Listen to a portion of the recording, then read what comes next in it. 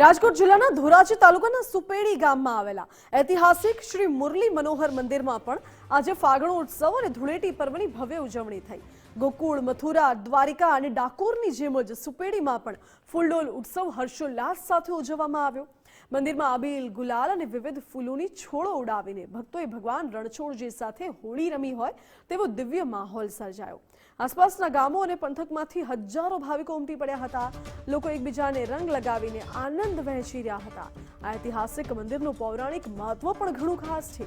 લોકવાયકા છે કે ભગવાન જ્યારે ડાકોરથી પરત ફરતા હતા તે સમયે ભગવાને અહીં વિશ્રામ કર્યો હતો, જેથી ભક્તો અહીં આવીને સાક્ષાત દ્વારકાધીશના દર્શનની ધન્યતા અનુભવે છે। આ પર્વમાં વિશ્વમાં ચાલી રહેલા યુદ્ધો અને અશાંતિ વહેલી તકે શાંત થાય, સમગ્ર વિશ્વમાં ભાઈચારો સ્થપાય અને દરેકના જીવનમાં રંગ આનંદ આવે તેવી ભક્તોએ ભગવાનના ચરણોમાં વિશેષ પ્રાર્થના કરી। સુપેડીના મુરલી મનોહર મંદિરે આજે ભક્તિ, રંગ અને શાંતિનું અનોખું સંયોજન જોવા મળ્યું।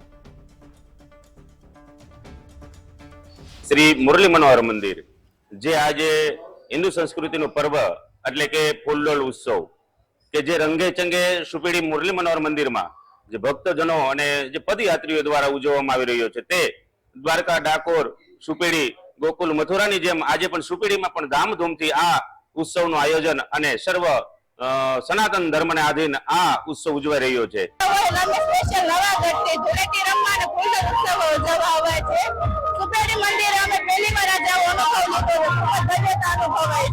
રાજકોટ જિલ્લામાં અમે લોકો આવ્યા છીએ અને આજે વર્ષોથી એક પરંપરા આ ફૂલડોલ ઉત્સવ થાય છે।